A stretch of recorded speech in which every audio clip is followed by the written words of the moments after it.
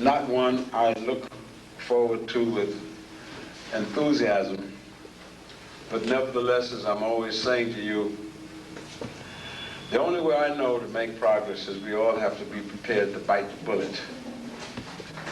And I think it's high time that we as a people understand, those of us who are supposed to represent us, speak to or for us, must understand that it's no longer possible to treat the mass of us with contempt. It's bad enough that we have to deal with the contempt of people who are on the outside. But when you bring your enemies into your home under disguise as friend, this is a bit much. When you think in terms of this,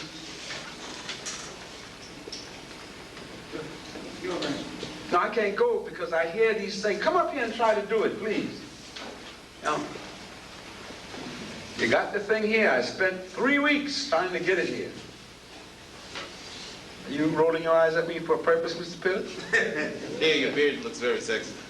Well, I'm hiding from my creditors, and it's done a great job. I passed 10 of them today. They didn't recognize me. And I got a lot of them out there. I always start off, for those of you who are familiar with me and my harangues, about saying that one of the things that we as a people, as I see it, most must constantly do is learn something. Is there any way where that, sometimes, is there such a thing as overkill with high tech? Yes. Am I okay now? Not quite, not quite. You're trying to get rid of that deep. Yeah, well, yeah, I hope my ears can get rid of it. Brother Pillar, maybe you should have stayed in Philadelphia. That's cold, isn't it? All right, they'll get into justice. Listen, a little bit of levity is also something for us. But again, what I'm saying, we need constantly to be reminded of the importance of semantics and to analyze. I'm sure many of you who are crazy enough to listen to me often sort of get tired of that. Analyze, semantics. But it's been my experience, as the Stedman has said, that you had better be prepared to learn throughout life. There ain't no way you can spend no 8, 12, or 16 years in some place calling itself an institution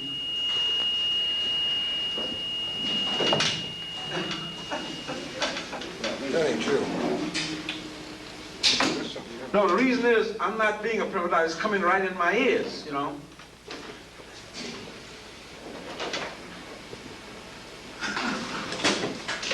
Can I continue, sir? Thank you.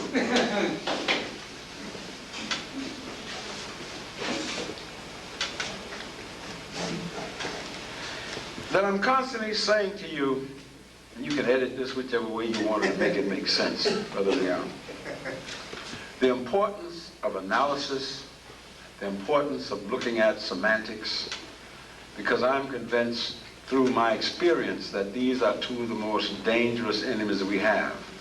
And the other thing is that even though you may spend 10, 12, 15, or 20 years in a so-called institution of formal education, even assuming that you learn something of value, you have only begun to scratch the surface.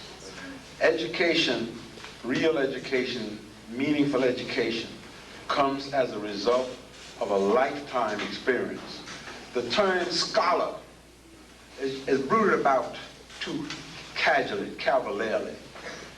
Most of the folks who have the title and like to hang by it couldn't be a scholar any more than a bull can be trusted to be alone inside of a crowded china shop. As a matter of fact, there are bulls who have been known to carry their own china shops with them. And there are scholars who carry their ignorance with them. You can't help it. So, as Brother Stedman said, one of the things that we can do here is be a learning thing, to understand that we must learn. Now, why I'm bringing up the question of semantics? Because one may name an organization a civil rights organization. And one can repeat that over and over. This is a civil rights organization. But what in reality is the organization? Before you can determine whether or not it is a civil rights organization, you have to first determine and define what civil rights are. And if you're going to look at civil rights, then you must understand something about what constitutes civil wrongs. Now, the issue here before us tonight is to look at specifically the whole history of the NAACP and how it has affected us in a negative way, and to try to outline that history for you, and hopefully in the process to get some value, which may not help us. It's too late for anything to help us with that organization. Let me be clear about that up front. We have about as much chance of making something useful out of the National Association for the Advancement of Certain People as a snowball has of living inside a hot oven which is heated to 5,000 degrees Fahrenheit. You can forget it. It never is, and it can never be what it never was. But the understanding is, the semantics has been, a lot of us have been conned into believing that this has been, quote, an organization for civil rights. Well, let's look at it, the origin of this organization. Back around the early part of the century, 1908, thereabout, there was a whole spate, if you can use the word. The lynching party decided to feed on us unduly, more than usual. A group of people headed by Dr. Du Bois and certain other liberal black and white folks met at Niagara Falls, New York, to have a conference to determine what could be done to alleviate the horrible conditions and the murders, the mass murders that our people were being subjected to.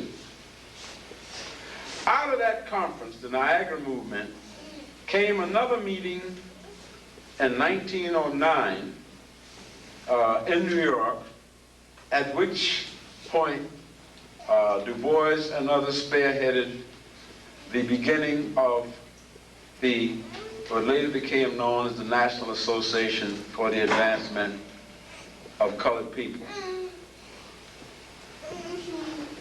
Now, interestingly enough, and this was going to be it didn't start out saying we're going to be a civil rights organization.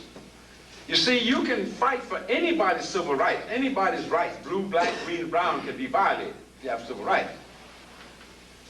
But Jews' civil rights were not being violated. Irishmen's civil rights were not being violated. Why civil rights were not being violated? None of these people was being hung by trees and burned. There was only one group that was happening to, and that was Moses and Mosetta, us. So the only rationale for the organization of the NAACP then had to be clearly to fight for us.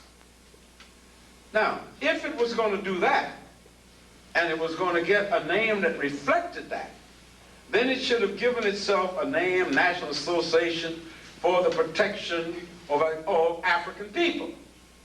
And again, I was to say here again, I don't deal with them hyphenated funny names. If we can't deal with Africans, don't even come here, because we ain't hyphenated and ain't no such animal as an American anyhow. That's right. You know? So we are what we are. And these folks who are here in America, they're European. As Brother Opportunity said to me earlier tonight, the people who was indigenous to these people, the Europeans threw them out and iced them, and they weren't America. America Vespucci came from Italy, so I don't know what the hell we got in common with them unless he's running in support of Cuomo and Giuliani. That's just a little aside, but we need to examine these terms. So the mere fact that the organization was called in the beginning, the National Association for the Advancement of Colored People represented a compromise. What was the compromise? The compromise was that many of the good whites, quote unquote, Mary White Ovington, Joel and Arthur Spingarn, thought, and they had to fight Du Bois, they thought that if the organization was given a name like for the advancement or protection of black folks, they would not have been able to get the support of the good white people, liberal white people at that time. Now, we all have lived long enough now. 1909, take away from 94, would give us something like, what does that be? That would be 85 years, if I'm not correct. So, you've 85 years down the pipe, we have a chance to look at this and say, what has happened? In other words, any organization that's supposed to represent you should be held up to an examination periodically to give an accounting of what and how it has done. If we don't demand it, it'll continue doing whatever it is that it does. But it's very interesting. From the beginning of the organization, as mild as it was, there were those people who decided that it was not in the interest of certain powers that be that we have any kind of organization that would be dedicated to the support and the protection, advancing the rights of African people. The argument started at the formation. What are you going to call it? Arthur and Joel Spingarn were there, and Oswald Garrison Billett and their allies overpowered Du Bois. So from the get-go, the trend of the organization was always on the side of the Caucasians. Even that was too much for many people as a result of the fact, and I hate to do this to y'all who think we got all them other friends out there, particularly those of a certain persuasion. The publisher of the New York Times, the August New York Times, even in 1909, the court newspaper of record, very fair-minded, one Mr. Adolf Ochs, O-C-H-S, and Ochs is, in German really means just what it sounds like, an ox. German Jewish, gentleman Jewish section out of Tennessee, wrote, he was the publisher, and here's what he wrote in that paper at the first meeting to formulate the organization. I don't think Brother Louis Farrakhan was even a gleam in his granddaddy's eyes in 1909. Allow me to give you the documentation.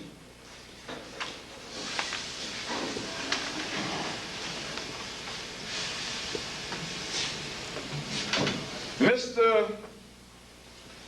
Ochs was so upset at the very idea of an organization being formed to look out for the fundamental interests of African people that he took over the editorial page of his illustrious newspaper,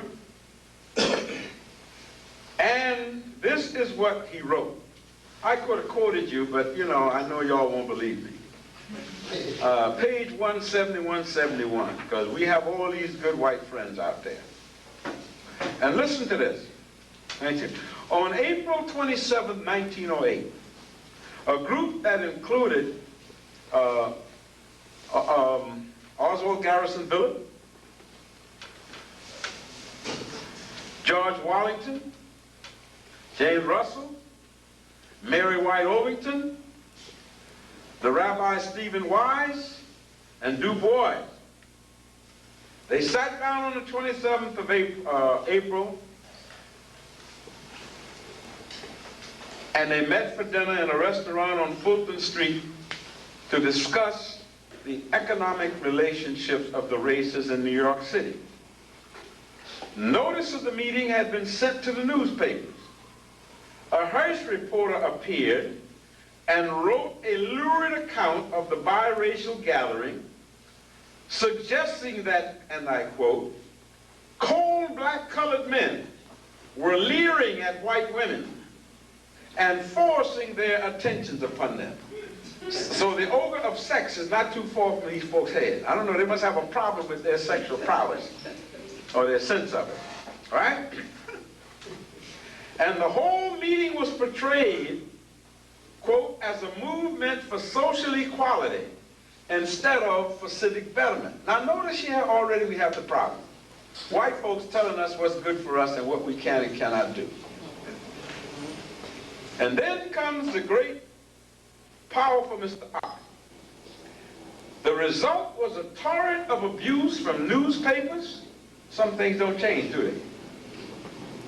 All over the country. What could they have done if they had had radio and television? They could have lynched the whole black community in the United States at one time. Right? Mary White Ovington's mail, white lady, was filled for weeks with letters of obscene vilification, including calling her whore for the niggas, and I'm quoting. Something about these folks are obsessed with sex, you know, must have a problem with that.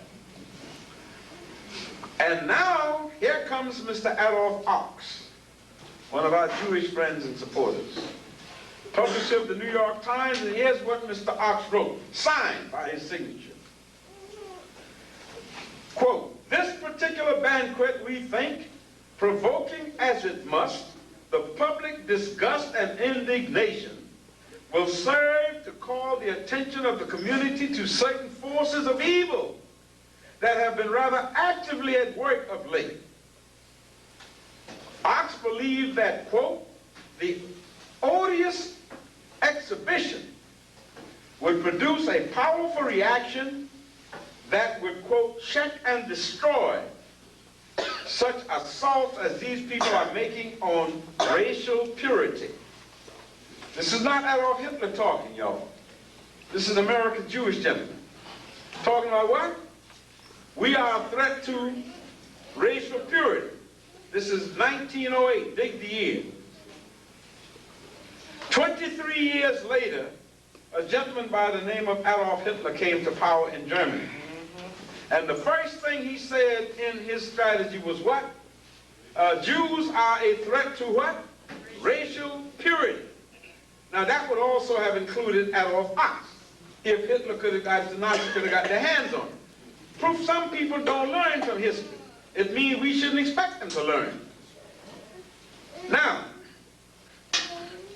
and he went on to say, in the North, we may be said, and I'm not making this up, we may be said to have no Negro question, but there is a Negro question in the South, and it would be well nigh impossible to do the Negroes of the South a greater injury than was done by these flabby-minded persons who assembled in New York City on Monday to talk about and to exemplify the social equality of the races.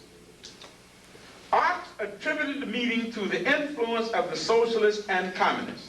Sound familiar? The persons who are seeking by pen and speech and by all the arts of agitation and mob leadership, by revolution if necessary, dirty word, to destroy society, and with it, the home and religion. Now, this is what 7 people sat down to have dinner to discuss what could be done about the problem. Now, what the hell do you think would have happened if us would have got and had a meeting at that time? Now, I would like to point out 1908 saw the lynching on record. Not the total number. The lynching on record of 375 of our people. These are lynchings that were known. That doesn't mean that's the total number of lynchings.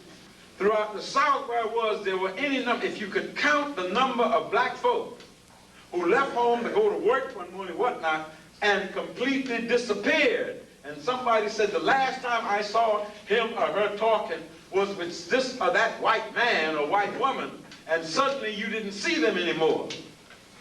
10, 20 years later, somebody out doing lumber in a bog would find a skeleton or something where somebody threw somebody over in a cypress swamp, and you had nothing now but the remains of a skeleton. Now, I want to stress here and digress for a moment to point something out to you, because the game plan still goes on. The other thing I'm always saying, you've got to connect everything to everything. One of the things that is being stated through the media now, the modern version of Mr. Ox, has to do with the trial of O.J. Simpson in Los Angeles. And I don't care what you think about Simpson, because it's not about Simpson, it's about all of us. That's right. And you forget that. You don't have to like the man, but he's about all of us. Because what they do to him would be used as a model for us, and what is being done to him has been done for other people. Now let me give you an example. They're saying, oh, he's playing the race card. We didn't invent lynching. Farrakhan didn't invent murdering us. None of that can live on our step. If you do anything to try to ameliorate it, you are playing the race card. And the civil rights people immediately says, oh no, we do not wish to play the race card. That's so terrible, so we can't use that tactic. Now, when you try to come to grips with anything in this system, you find there are always 30,000 reasons why you can't grab smoke. Of those of black folks who were lynched, 87 of them were women, including one 15-year-old girl. And I repeat this to you because there may be some people who've not attended any of my lecture before, but you need to understand this. The concept of sexual inferiority, which is really the background, is so deeply embedded in the Caucasian conscience, particularly Caucasian male conscience, his fear of not being able to compete sexually with the African male, is proven, if proof be needed.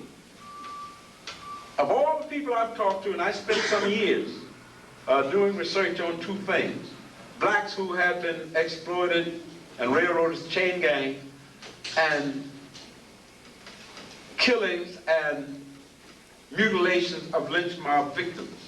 What I have found in over 25 years of looking and talking to people and children and family of people who were lynched is this.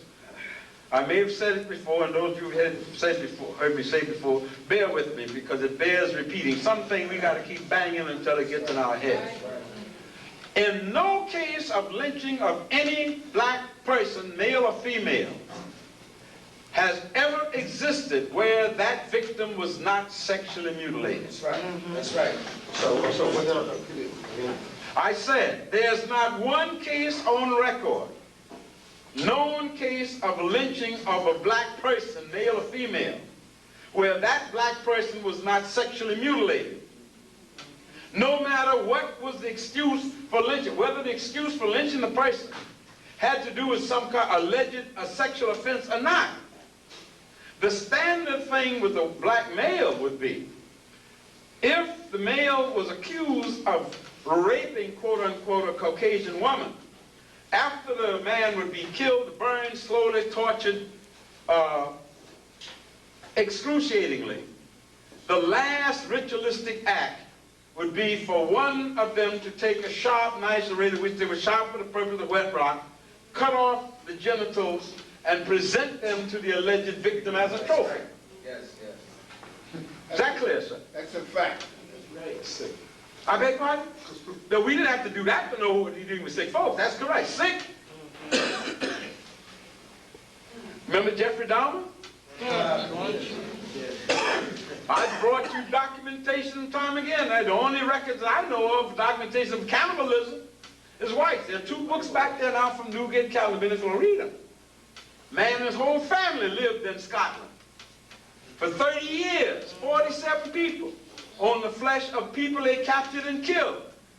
I ain't heard of no black Scotsmen or women yet. There might be some, but not at that time. This is 400 years ago. But again, you need to do the reading and learning these things. We can't do it all.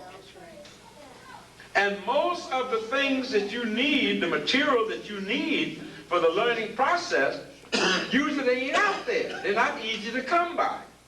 Another reason why the so-called formal education process has no intention of formally educating you except for the need of what the system wants. Go into any black school and sit there, particularly starting at the age of this chap. If you can be a spy on the wall and watch what happens to these people who are supposed to be educators of your children. What you see they spend most of their time doing is training these children for incarceration. That's right, for training these children to adjust to the process of being circumscribed by walls and others. Can you expect a child like this to sit in a classroom and not move? So when you constantly yell at a child as a principal, move over there, down, I'll sit there, put him aside, what are you telling this child? And the child looks around in assembly and whatnot, and everybody he sees, if there are 15 people there, 10 of them are people that don't look like him, and they're yelling and they're there as power figures. Where's the next step for these children? Rikers Island, if you live in New York or whatnot. The child has already been institutionalized. You're ready for the next step. And the proof of it is, look at most of the young men you see walking around your communities now with the seat of their pants down at their knees. Why are they doing this? Because in the prisons, what's the first thing they do from them? Say that again? They take the belts away. If you take away the belt, unless you are grossly fat, what's going to happen in your pants? And that's deliberate. Now, the process in the prison is a dehumanization process. That's right. And you're walking around with your pants down. But if you've been institutionalized already, you do not see the degradation of it. And how many of us will stop one of these young men and say, hey, what you're doing, it may be an acquired characteristic, but it wasn't intended as a style to praise you. But the process can constantly go on like that famous word that you hear the kids talking, 5 sentences, and the word nigger comes out 25 times out of 27 words. And oh, hey, I didn't say nothing about sex. I said young people. And the rap song, I have no problem with concept of rap. All young people create their own music. But we have never come to a time until now when our musical creativity has such a large part of it, of degrading our women, our females. Yes. Even referring to them as such things as the be this, to this, that, and the other. And I come down the street, I was going to my lecture at First World yesterday. I told them, these guys are sitting in the car, and you could hear them at 100, kaboom, kaboom. And I'm listening at these words. One piece of defecation right after. Everything is scatological. And I said to the guy, I says, hey, is that a song you listen to? Yeah. I said, is that a dog they talking about, bitch, huh? He didn't even know that bitch originally was the word for female dogs. So it's not even, and what's bad, it ain't even intended to be derogatory. If I call you a name because I'm angry at you, it may not be a good thing to do, but at least I have a motive. But if I just insult you gratuitously, and you casually is known as the bitch, or the this, or the this, or that, the other, and I told the nigga this, and the nigga did this to me, and that, and I said to this kid, I said, hey, listen, who is this nigga you talking about? Guy looked at me, huh? I said, is this somebody special? He must be somebody great. Because I heard you refer to him or her or it about 7, 8 times. And this student dude, try it sometime. Because these youngsters, so he said, huh? What? I said, yeah, who is this nigga? Is this a game or something you playing? He looked at me for about 5 minutes, And he said, shit, and turned around and walked away. But I like to think, maybe I flatter myself, that maybe somehow a little germ got up there, and 1999, you know, he may turn a corner and a light goes on. You know? I have to convince myself of that. That's the matador. So when you look at that kind of conditioning, we can see this easily because this kind of thing, the word is dramatic and immediately gets our attention.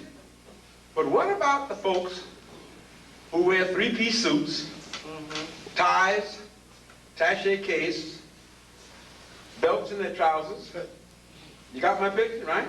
They're walking, and they walk around with power high and deep, and they have the corridors of power, and they sit there and sell you out. Who does the most damage? The dramatic one of the name calling and this, that, and the other, we pick up on that right away because that offends us. How then do we rationalize the acceptance of a group which calls itself the largest civil rights organization in the United States, and then contradictorily said it is supposed to represent Africa? All right, let's look at this. When we see that from the beginning, the organization was overwhelmingly white, the argument over what the name was going to be called was resolved in something to placate the whites. Why? Because if we don't do this, they will not support us with their money. Sometimes you got to bite the bullet. You're better off because there ain't nothing free in this world. No such thing as a free lunch. You either, you know, it's like buying on time. $1 down, $10 when they catch you. Sooner or later you're going to pay, or they take everything out the door and all your neighbors know you ain't got, oh my God, there comes the TV. Oh gosh. Uh-oh, yonder come the repro man, yonder go the car.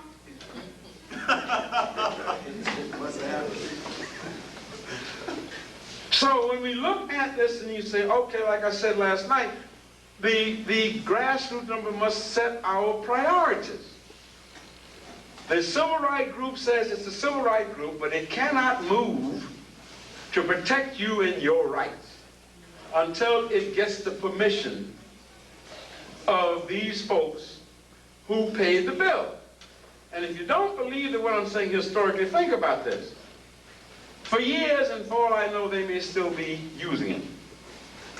The highest award that the National Association for the Advancement of Certain People could give, I knew it was, but I just thought I would see sure. The Spingarn Medal, named in honor of who? Spingarn, who was one of the founders, him and his brother. Now, with all the black folks you work in, they couldn't find Frederick Douglass, forget it. Ida B. Wells, huh? Or too correct? Yeah. Ida B. Wells, no. No money. But Mr. Spingarn was supposed to be a fundraiser. From the get-go, we were sucking hind tit, if you forgive the metaphor, because, again, he who pays the piper calls the tune. And there were several times in the early years of this organization when it had wonderful opportunities to pull away from this domination by outsiders, and it refused to do so because, as a rule, so many of us are constantly looking for the way out. You cannot afford to buy the furniture, but the dude says, no problem. Give me $5 down. This bedroom suite is worth $30,000. I can give you an affidavit showing it. But I'm only going to charge you $5,000 because I like you. Yes. How sweet. Yes. And we believe it, because we want to believe it. But then comes the time when you miss 2 payments. The fine print says not only do you lose the bedroom suite, the radio goes when you came in and you bought the bedroom suite, that was a tie-in deal. And in fine print there, can't you read? You know, and then the kitchen sink goes and the freezer and everything else. So this has been the way. When you look at how we have been treated and demythologized, simply because too many times we have not looked at the fine print or thought, or the semantics. I don't have time. The man said you can get it, get it. Joel Spingarn says, if we go this way, he can guarantee to raise at the next convention a fund, a National Legal Defense Fund, and they will subscribe $100,000 to it. Now, the organization, see, that's the quick fix, right? Oh, I got the $100,000. That's a quick fix, you think. So you get that right away. But the money ain't coming without a catch. The piper and the tune go together. So look at this now. You say, okay, I got the $100,000, but you've given up control. Well, what do you want? Well, I just want to have, you got a board of 30 members? Yeah. You're controlling your governing board, 30 members? Yeah. Listen, I'm fair. All I want is 16 members on the board. I don't want no big majority. All I want is just a small, tiny majority of one. But the bylaws said what? A simple majority carries all proposals, all motions. And it don't, you see, if you only give me one, you can easily pass that off to your members because it don't say, hey, we only got one here. I'm just a little bit pregnant today. You know, just a little bit. You know. It may not even come into that 9 months from now. Okay, but you got the $100,000.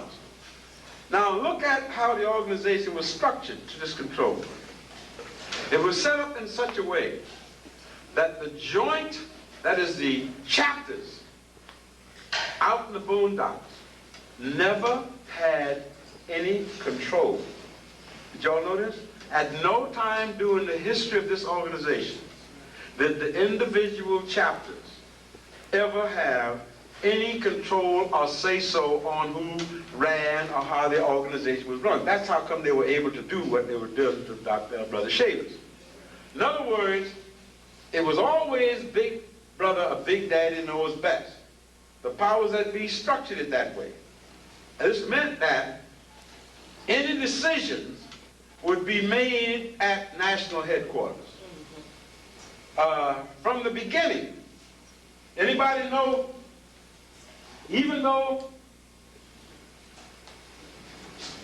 the New York Times, excuse me, and Mr. Ox thought that they were there just to leer at the white women, the first national office the Advancement for Colored People had was on 40th Street between 6th and 5th Avenue, right across from the main library.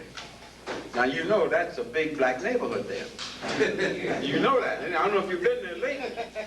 You know, but even today, when you see us in that area, we walking through, right? That's where they set up their national headquarters. They were perfectly willing to have an executive secretary. An executive secretary. Who appointed the executive secretary? The board. No, and then after each year, or after they met, the cliques met and appointed the executive secretary, and he knew who his job depended on. They then sent out the notice, cursory notice to the individual chapters. This is to inform you that Walter White has been reappointed executive secretary of the board again for, I think it's the 15th time. Now, how did these members conduct themselves? It's no secret, you may already know this. Nobody on that governing board, nobody, came from what we today would call rank and file or ordinary African people like ourselves. They all came from the the would-be's, the upper class who wanted to be on top. I'm sorry? Talented ten. Oh, well, they weren't, no, listen, don't give them that much credit. They might have been a 10th, but they had no talent. I have to tell you that. There was only a couple of people in that group that had the talent. That was Du Bois and his assistant, James Weldon Johnson.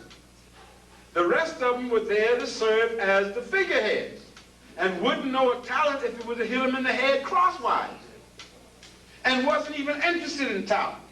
What they were fundamentally interested in was socializing with European folks.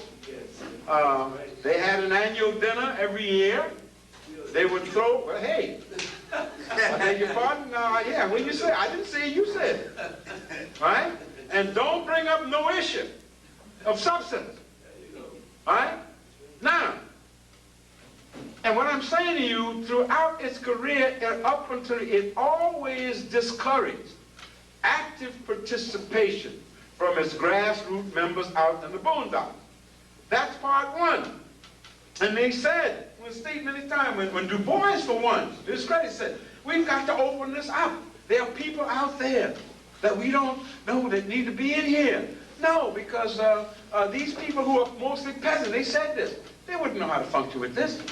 But they made no effort to bring people in. No newsletters issued.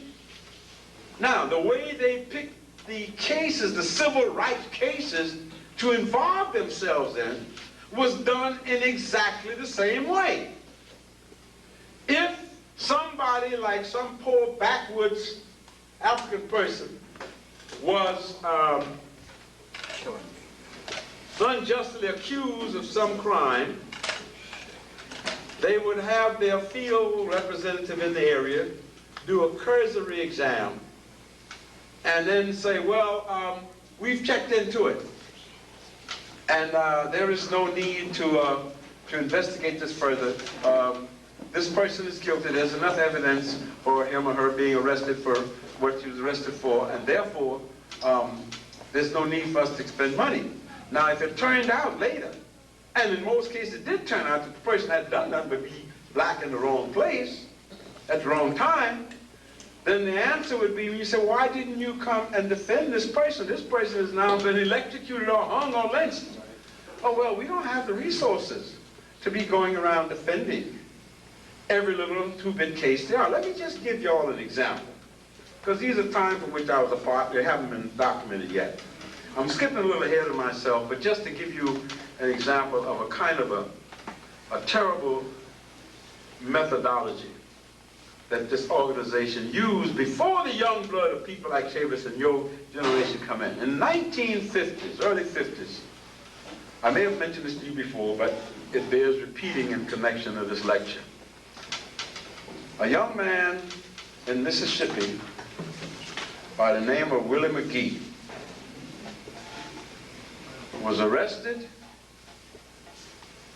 charged with rape, found guilty, and sentenced to die in the electric chair. You ready? All within the span of 3 weeks. Oh yes, well, somebody, hey, that was a long time. Wait till I get to the piece de resistance. That's right. All within the purview of 3 weeks. Here is what Mr. McGee was charged with.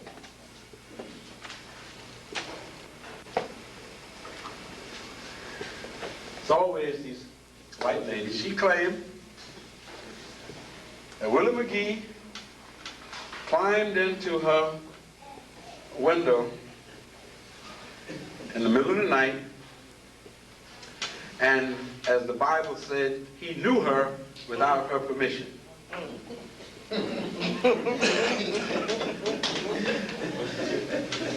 You can check the case. The room, pitch black, no lights. And this is semi-rural, so they ain't got nothing but lamps, oil lamps. This is testimony. Willie climbed into the room, knew her without her permission, climbed out. In the meantime, her husband was in the next room asleep. She was in this room with her sick baby, she said. The defense counsel was able to get in one question, rather than saying, well, if this person was coming in violating you sexually, and your husband in the next room, what would any of you ladies have done? Say that again? They asked her, why didn't you scream? She says, my baby had a fever and I didn't want to wake him up.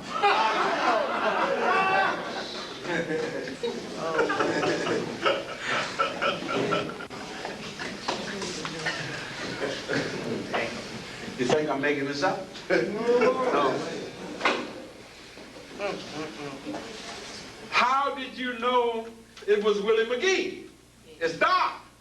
And Willie McGee was darker than anybody in this room in complexion.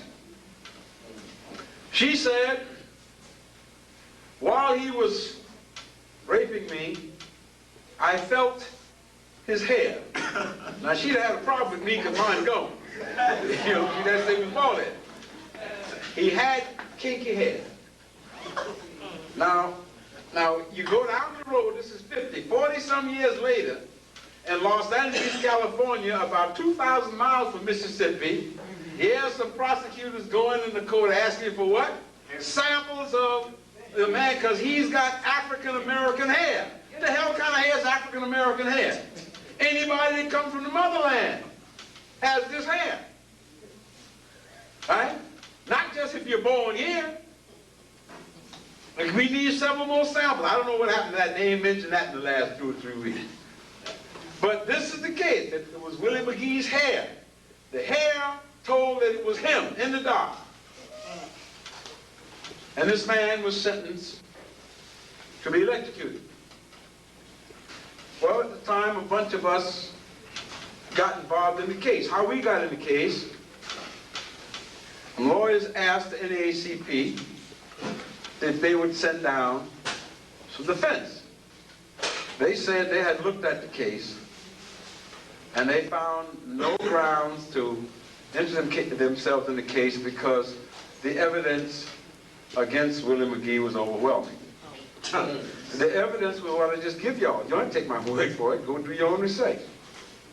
That's right. Overwhelming evidence in the dark, hair texture, and she didn't scream because she didn't want to wake up a sick baby with a fever. And the NAACP said there was no ground for that. Now, how the hell they know? Well, this woman had X-ray eyes. And we organized, along with the Communist Party website, we organized a Willie McGee defense group. We fought cases. We were able to get, on several cases through technicalities, we got retrials. One of the retrials,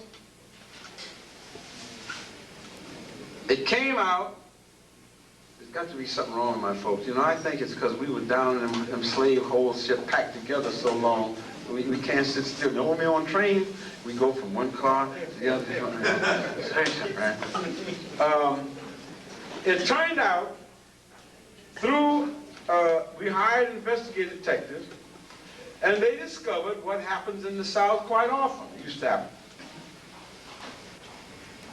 This is a small town.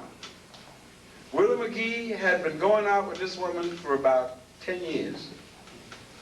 Oh, yes. This woman was married with 2 other children. And black folks used to say to Willie, Willie, you better leave that white woman alone. That woman gonna get you killed, boy. But I guess it was good to Willie, whatever. So Willie kept on. But finally, this lady started to come up, you know, them little Jim Crow move where we sit in the balcony. Saturday afternoon, everybody's in the movies upstairs. She'd come and sit in the car downstairs and wait for Willie to come out. Little town, come on, Willie, I gotta see you tonight. Willie finally got the message, and he moved to another town 50 miles away and got married. The woman went to the man's house. Well, these folks say, hey, they white, ain't they? Don't they run the world? Totally white. That's my nigga. Now, none of this came out in the first trial. The man's wife would let her take the stand. Everybody in the town, white and black, knew what the hell had been going on with Willie McGee and this woman. So the man.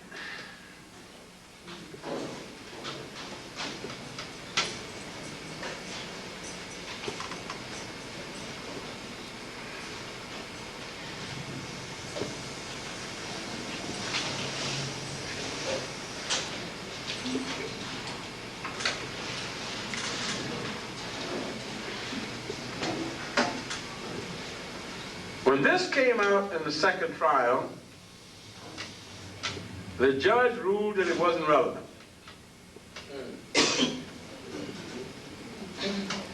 There was even a case where the man, an example where he came back to town to go to the movies, the lady came outside when the movie turned out, and all these people came out and she told him and his wife testified, "I'm gonna have you killed, you black SOB. You ain't gonna turn your back on me, I'm a white woman."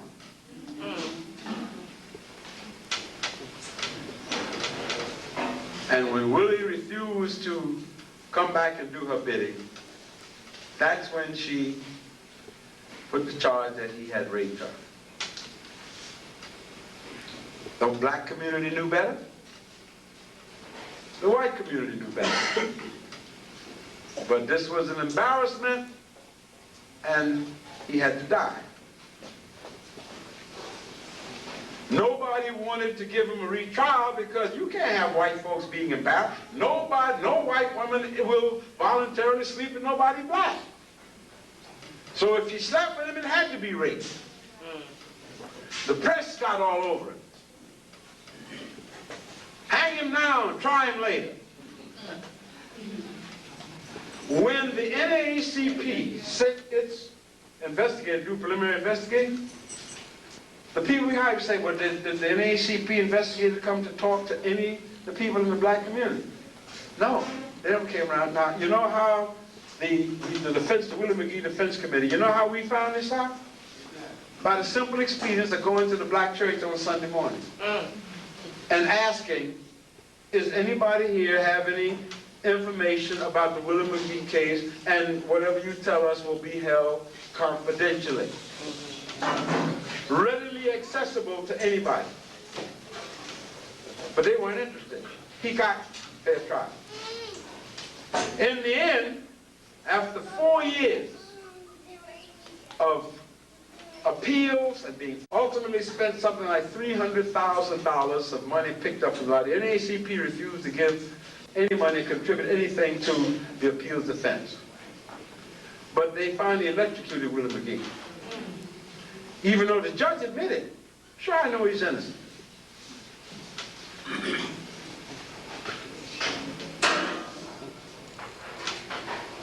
But it doesn't matter. Walter White got in a big argument with Webb Du Bois, who was then editor of The Crisis. And this was one of the things that called the split and the schism, where Mr. White, through his control or his support with the white members of the board, sound familiar? 1950, well, you were there, you were still, decided to just call Du Bois in one day and said, you're no longer editor of the paper and you're out of the organization. Who founded the organization? Du Bois. And of course, from then on in, the FBI and all the establishment people was on Du Bois' case. But so I'm saying throughout its history, it would always go for the safe cases, or what they call the high-profile cases, involving African people whose reputation was kindly thought that would enhance the organization's image. The worst case of all, and the most horrible example, of course, is the case, the infamous case of the Scottsboro boys. Yes. Yes. 9 young men, March 25th, 1931, heart of the Depression, all kinds of dislocations, Young people, black, white, blue, riding freight trains looking for work. I must give you this little background. How much time do we have, please? Yeah, plenty. I don't know if you can find it, but this is a book that every one of you, every serious person should have. Scottsboro, Tragedy of the American South, published by Louisiana State University Press. The latest edition, I think, came out in 1992. You won't find it in the bookstore on average, but order it, ask Brother Trust. He'll gladly, you're still in the book business, aren't you, sir? Yes, sir. All right, and if it's available, he'll get it for you. And you'll both profit. Do you have copies in your store, sir? Of which book? Scottsboro. Oh, yeah, we have one. Right? We have a few of them right now. All right, hold two for me. Will you do that? Yes, sir. Okay, I'll pick them up by Tuesday. Okay. All right, and the rest of you, so you know what you're going into, because I know, these nail holes, y'all don't believe nothing you see. Here, let me just give you a bit on how I start. Chapter 1, Interrupted Journeys. The Chattanooga to Memphis freight was a half-hour late. Conductor Robert Turner hurried up and down the tracks checking his gold pocket watch. But no amount of complaining could make the yardmen hurry. It was 10:20 a.m., almost an hour behind schedule, before the engine turned westward out of Chattanooga's Southern Railroad yards. Turner ignored a score of hobos who scrambled on board as the train picked up speed. According to regulations, every railroad employee had to report trespassing on the train. But few observed the directive. It was March 25th, 1931, and across an economically stricken nation, 200,000 boys, girls, men, and women made the freight trains their home. What's changed? Nothing. The slow-moving freight followed a winding route from Chattanooga to Memphis, dipping down into Alabama, westward through the upper part of the state, across the northeastern tip of Mississippi, and back into Tennessee. With the temperature in the upper 50s, a brisk wind blew across the freight cars, but the sides of the half-empty gondolas gave shelter, and the midday sun warmed the floors of the dusty cars. Just across the Alabama line in Jackson County, the train crossed and then ran parallel to the Tennessee River through the heart of the Tennessee Valley. Those who lived there proudly boasted it was the most beautiful valley in America. And then et cetera, and he talks about the ride. Still running almost an hour behind schedule, the Memphis-bound freight pulled into Stevenson, Mississippi, and hurriedly added one boxcar before continuing westward. Within 20 minutes, the train was on its way to Paint Rock, 42 miles away. During the brief pause, a number of riders left their exposed position and moved to niches protected from the wind. 30 minutes after the train left Stevenson, a startled station master looked up from his desk to see a ragged crew of hobos, one holding his bleeding head. Through short, gasping breaths, one of the boys explained that there had been a fight and a, quote, bunch of Negroes threw him and his companions off the train. The Negroes had started the fight, he said, and he wanted to press charges against them. A hurried telephone call to Scottsboro, the next town down the line, revealed that the train had passed through minutes before. The next stop was Paint Rock, and thereby hang the tale. When the train got to Paint Rock, the sheriff got a deputy. After all, these crackers were beat by these blacks, so they said. And the sheriff told the guy, I want you to capture every Negro on the train and bring him to Scottsboro. And I'm giving you authority to deputize every white man you can find. Within 20 minutes, Latham had informally deputized every man in Paint Rock who owned a gun and lined the men up beside the railroad track running past the depot.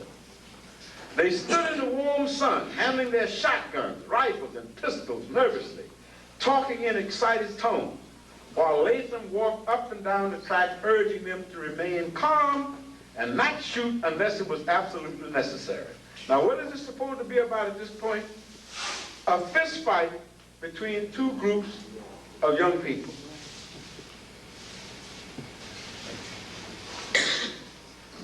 They did not wait long. Just before 2 o'clock, the slow freight came around the curve a half-mile east of the station and pulled to a stop at the water tower. Members of the posse scrambled on board before the train had stopped moving. There were 42 cars on the freight, box cars, and a few flat cars and oil tankers. It took the men less than 10 minutes to make a complete search. They found 9 Negro boys, 1 white youth, and, to everyone's surprise, 2 young white girls wearing men's caps and dressed in overalls. As a matter of fact, at this point, nobody even knew they were women. When one of the posse members first saw the girls, the older girl leaned heavily on the arm of her friend and seemed on the verge of fainting. Latham named 2 men to take the women over to Scottsboro in case they should need medical attention. But he was too busy rounding up the Negroes to be concerned about the girls. The 9 Negro youths who stood before him were a ragged lot. Although the day had warmed up to 60 degrees, they were dressed for the cool mountain nights. Now, these are the age of these young people. At 20, Charlie Weems was the only one who was not in his teens. All the rest of these kids from 12 to 19. To Latham, Weems looked mean with his soot black complexion, unquote, right? Shaded eyelids and long, narrow face. Sound mean to me. Ozzie Powell and Clarence Norris were robust boys in their late teens, both somewhat slender, but muscular and healthy with white teeth set off against dark skin. Olin Montgomery was blind in his left eye and saw only poorly with his right one. His drooping eyelids gave him a sleepy-eyed appearance as he stood quietly beside the station platform. Willie Robertson had contracted syphilis and gonorrhea the year before, and without medical attention, his health had deteriorated. And this is important now, in view of what they were later charged with. He walked with a cane. Weems, Powell, Norris, Montgomery, and Robertson were all from Georgia, but they did not know each other.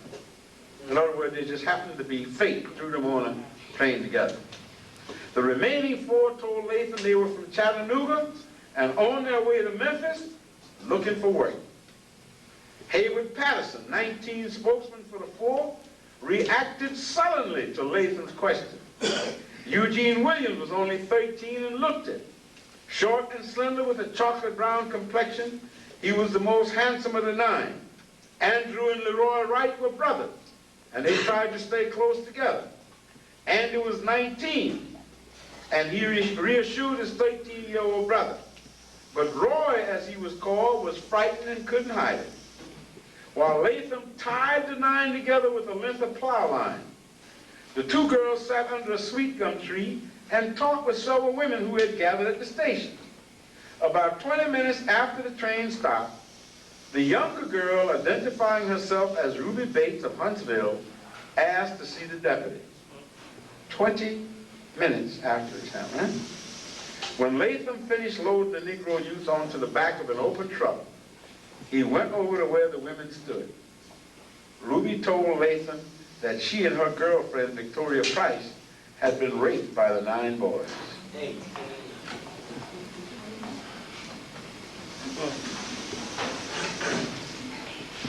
It would have taken just a little leading for a wholesale lynching, reported a salesman traveling through the little community.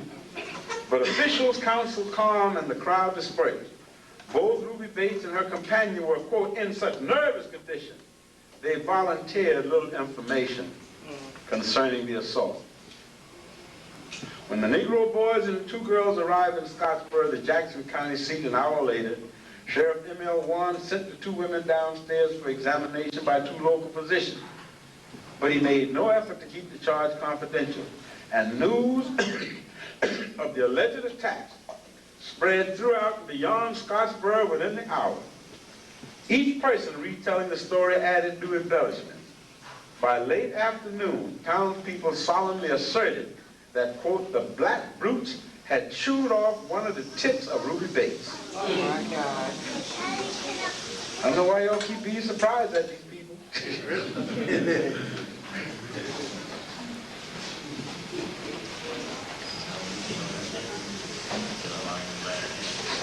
In Jackson County, as all over the South, a substantial number of persons agreed with the character in the Irving Clark story who thought that a Negro rapist who was hanged and burned by a mob got off awfully light.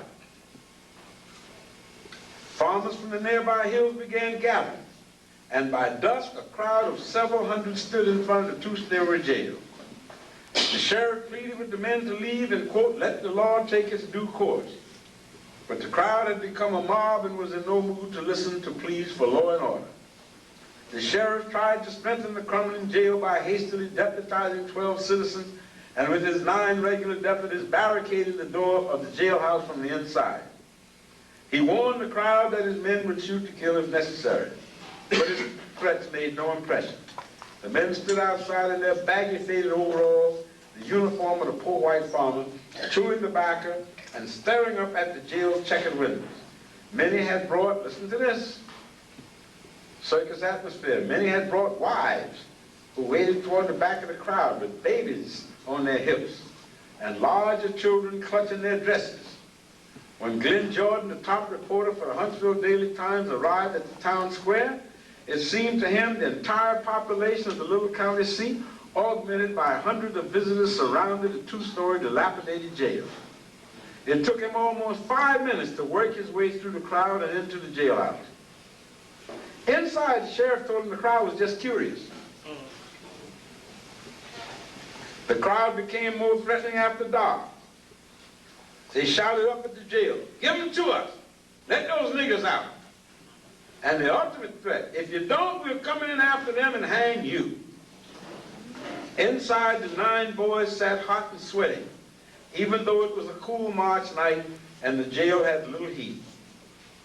Eugene Williams and Olin Montgomery began to weep in their fear. And in spite of the tension, Hayward Patterson could not keep laughing at the way that Olin twisted his face when he cried. Mayor James David Snodgrass climbed the step of the jail and begged the crowd to go home. He asked them, quote, to, guess what, protect the good name of the city. A few moved away. Some spoke up and insisted they simply wanted to spare the county the expense of trial for the 9 niggers. By 8:30 p.m., Sheriff Warren was convinced that the mob might rush to jail at any moment, and he decided to make a run to a sturdier lockup in nearby Iwatah. 3 deputies brought their cars to the back door of the jail and then manacled the boys together in groups of 3. The 9 feebly protested, certain that this was only preparatory to a lynching. You could see the look in those deputies' faces, said Haywood, already taking some kind of credit for turning us over. As the boys waited inside the door, one of the deputies started his car and pulled a headlamp switch. The narrow alley ahead remained black, for members of the crowd had cut the wires of all 3 cars. That was enough for the sheriff of Jackson County. He hurried to his telephone and placed a long-distance call for the governor in Montgomery. And we go on in that. The governor was, of course, a charter member of the Ku Klux Klan, Governor Benjamin Meeks Miller. But in any event, this is the background. I mean, we could go on. Now, from this is what we know. They were not lynched. They took them in. They got the state guard to come out. A couple of days later, all 9 of them was tried in the courthouse, and it took the jury less than 10 minutes to find all 9 of these boys from 12 to 20 guilty of murder. When the 2 women testified in court, both of them testified that all 9 of these boys, well, they took them on top of a half-cut car, which they call a gondola, loaded with rocks, slag, which was going down for bed for the railroad tracks. And here's this train, that's why I took the time to describe it. This is a beautiful spring day, people out in the field plowing. They said, this lady testified that these 9 boys took them. One took one arm, one took the other hand, one took one leg and spread it, one took the other leg, while the 5th one got on top and had the weight. Now this is on top of rocks, piled up, open gondola car, meandering through a country farm town, people out in the field plowing. Hey y'all, is it good? And they come right. This is what they said happened to them. This is what they said happened to them. That these 9 guys took turns getting on top of them all through this slow freight train through Alabama. And one white man, a farmer who had a farm about 3 miles away, man about my age, he testified that when the train came through his land, that he was out in the field plowing, and he saw the niggas up on top raping these women. He had a phone. A what? Call who? You call anybody? Of course not, no. Saw nobody, no, he says, yeah, they were raping them. Finally, Leibowitz, who later became a judge in New York, took somebody out to, first he said he saw it. They took somebody out to where he was plowing and discovered you couldn't even see the railroad track from where he was. He still insisted he saw it, and the judge refused to allow, when Leibowitz called him a liar, the judge told the jury he knows what he saw. Leibowitz asked to have an adjournment to take the jury out to see for themselves that you couldn't see the track from there. The judge says, not relevant. That's right, not relevant. Leibowitz was able, because the dude was wearing glasses, he could see this guy was squinting. So he had him look at one of them charts. He couldn't even read the line of the big letters. Judge says, not relevant. And the final analysis, the state's attorney told the jurors, you don't need no slick-ass Jews, New York Jews, to come down here and tell us how to run things in Alabama. Yeah. Show this Jew who he is. These nigger lovers. That's the state's attorney. Now, prior, when this happened, of course this happened so fast, somebody got wind to the local field secretary of the NAACP out of Montgomery. And he came. And he went through the material. Wired headquarters, the national office in New York. You might want to send somebody to look in this. It looks like it might be a case of railroading. The NAACP went to some very prominent white lawyer in Montgomery and asked him to look into it. And he reported back to them that, oh yeah, it was all clear, these boys were obviously guilty. Well, it turns out the NAACP was not really that interested in these boys anyway. But ultimately, it was at that point where the Communist Party, Mr. Richard B. Moore, who some of you have known and owned the Frederick Douglass bookstore, formed the International Labor Defense, and they came in to defend these young men. They were able to get about 6 trials over the next year between 31 and 1940.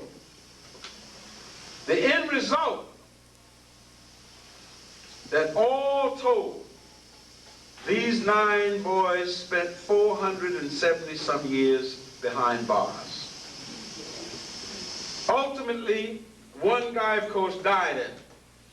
Ultimately, the last one, Clarence Willie Norris, died in Brooklyn, sir?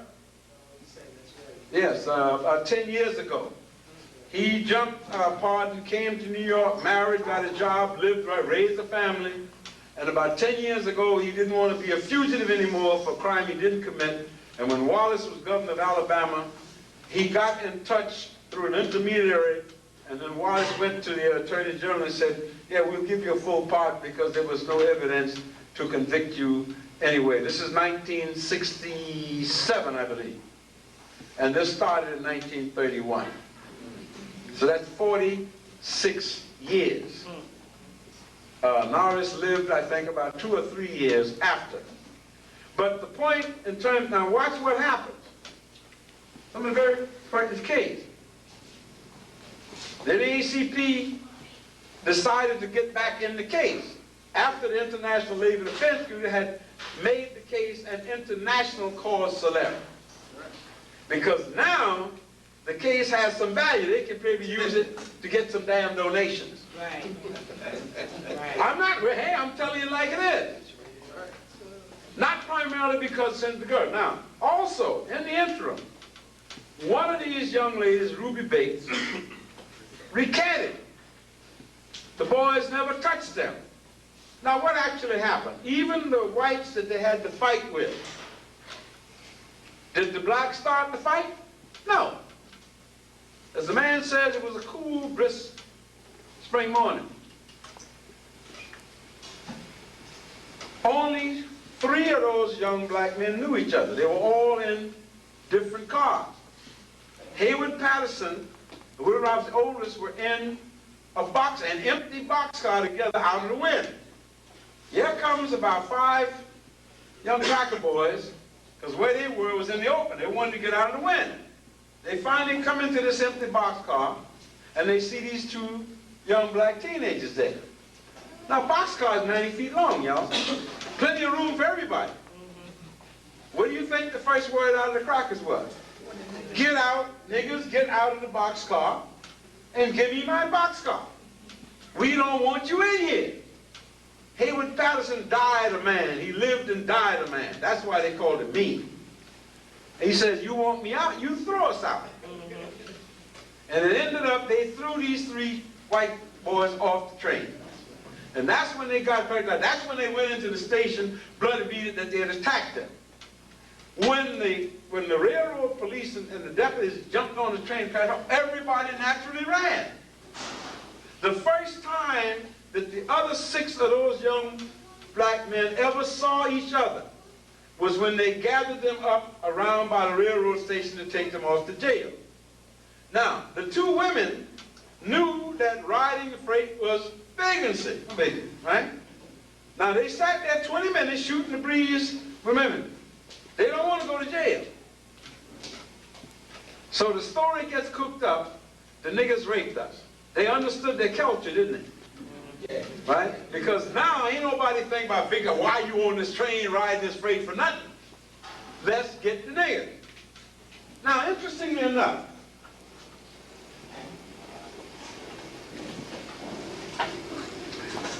one of these young men, as I said, advanced cases of gonorrhea. When they examine these women, guess what? No gonorrhea, no signs of any kind of anything at all. Turned out these 2 girls were part-time whores. Yeah, you know, they were going to Montgomery. There was a lady called Madam X or somebody, and whenever they were a country girl, when they got short of money, they would go in and lay on their backs for a while at 10 cents a whop or a nickel, whatever the market would bear. Then they would stay there a couple of weeks and go back home to the farm. That's what they were doing on the train. 2 of the white hobos that they arrested testified that they had spent the night for 15 cents with each one of these girls the night before in a hobo jungle. Now, these are white guys. The doctor said the bodies showed no signs, the vaginas, nothing showed any sign of physical abuse or forcing. Now, if you're lying on your back, say that again? On the rock. That's right, you're on the rock, you're laying like this, and here's these big black brutes that's pounding you. No marks, no bruise, no discoloration. And this ain't black skin, this is white skin. None of that carried any relevance. When it became obvious now, after second trial, that these young men have been framed, and the International Labor Defense League, the Communist Party, Richard Wright, everybody who was involved, got involved, and exposed these young men's cases, injustice all over the world. At that point, executive secretary said, hey man, there's some money in this. There's gold in these hills. Now watch what happened. They wanted to come back and defend the boys, take over their defense. But they wanted the communists to move out. Because, you see, they were very concerned about their reputation against the racists. They didn't want the white folks, good white people, to think that they were in bed or cooperating with communists. Ain't that kick cheap? Now, wasn't one communist lynching nobody. Come on, man. Yeah. Not one communist was beating nobody or denying nobody a job. But the main enemy, of course, according to NAACP, whoever was the white folks' enemy, was their enemy. So, in the end, because the Labor Defense Committee, and I've got a tape where I spoke to Brother Moore about this just before he died. In his biography, again, which Brother Trust may have, he talks about this. They realized that the issue is not for making political hate.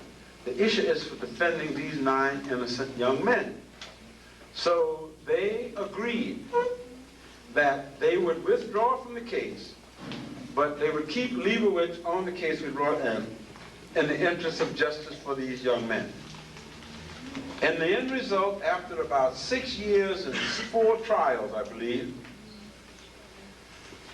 it became so Alabama got such a terrible name all over the world.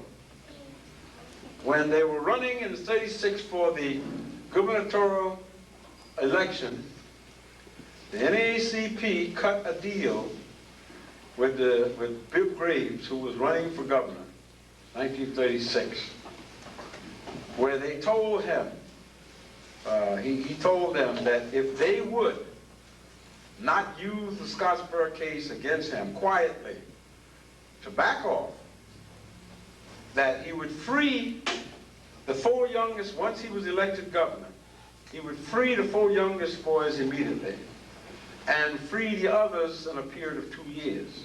Now mind you, by this time it's clear to everybody and his mama that these men didn't have, their crime was, right, obviously they hadn't done anything. The NAACP, without consulting anybody, the boys, they cut this deal.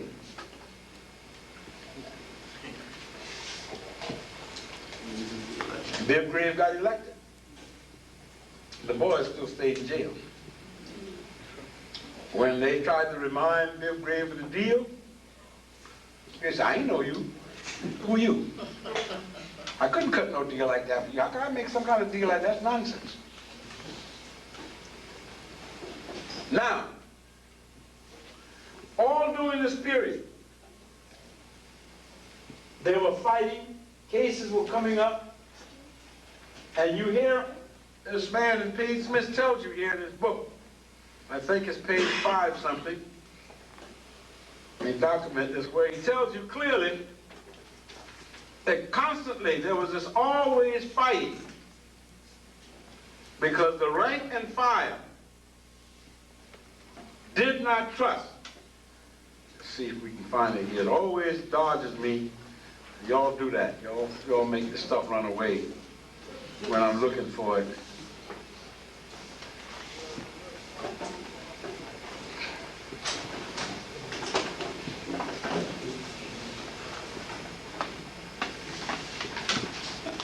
Nope, it must be in the other one. Oh, it's got to be here. I have something.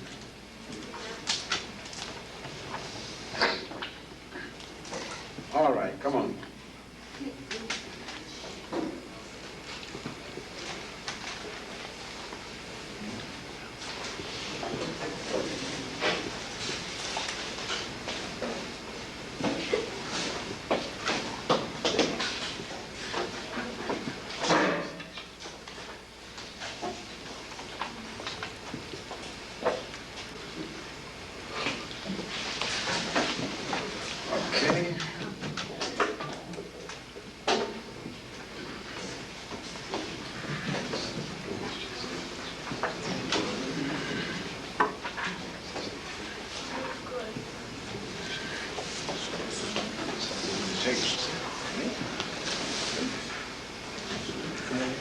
Ah, 596.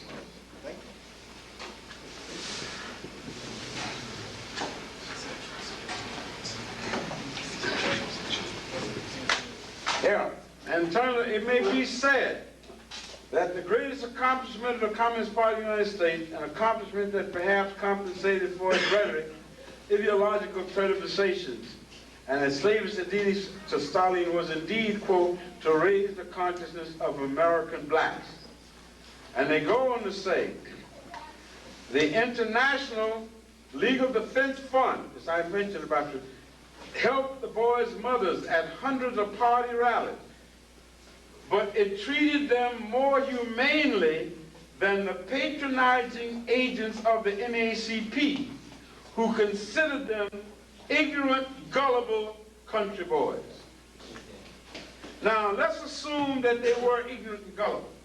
Do you allow 9 young people to lose their lives over what they weren't guilty of?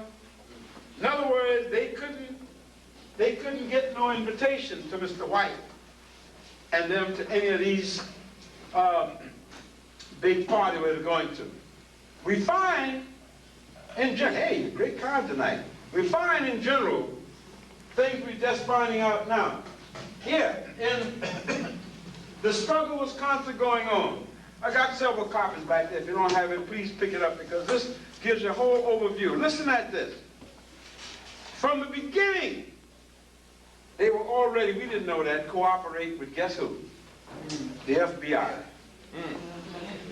Oh yes, it's in here. Listen to this. And here's the way they set it up.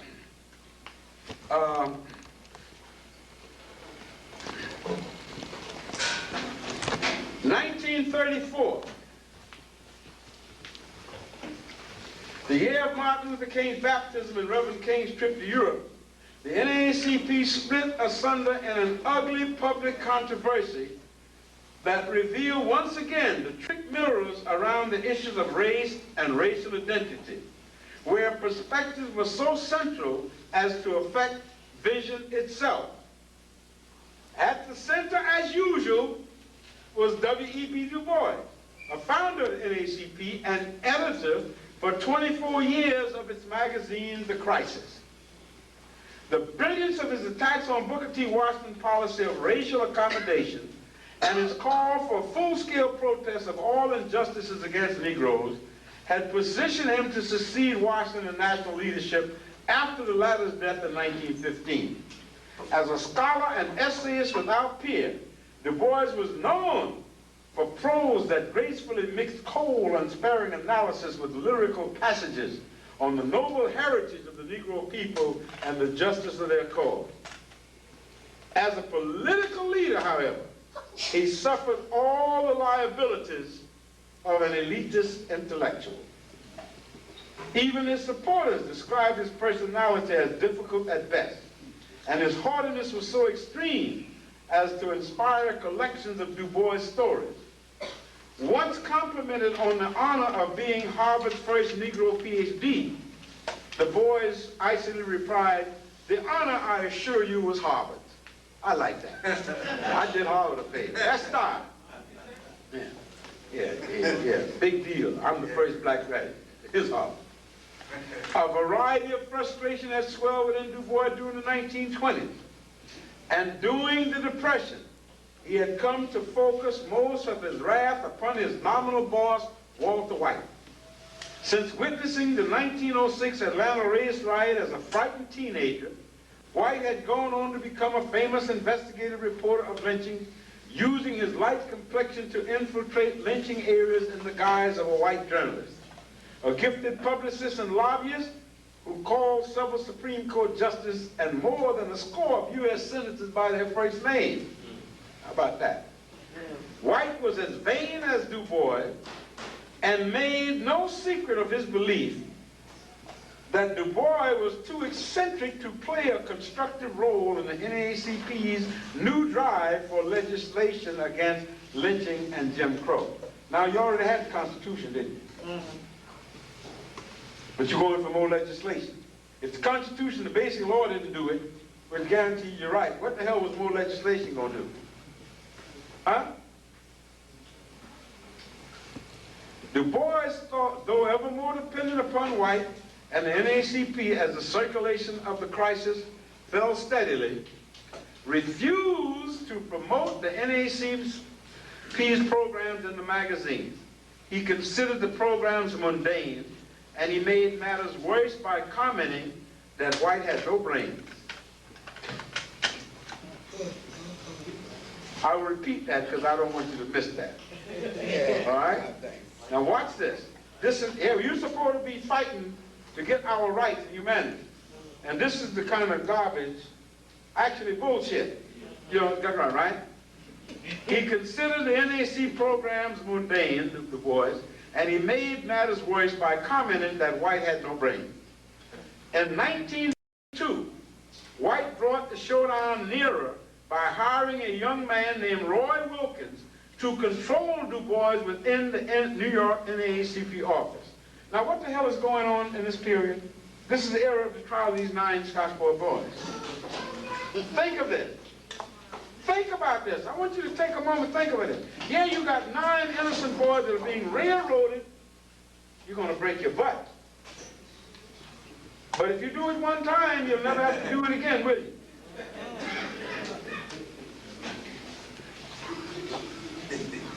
No, Daddy controls that. Now, the grandson of Mississippi slaves, Wilkins had been abandoned by his father as a small boy, shortly after his mother died. Taken in by a Minnesota uncle who had achieved solid status in the turn of the century Negro upper class. And guess what his job was? He was a butler to the president of the Northern Pacific Railroad. That put you way up there in society. Huh? Wilkins grew up happily in Duluth until his vagabond father turned up a number of years later to claim him, obliging his aunt and uncle to defeat the father in a custody battle.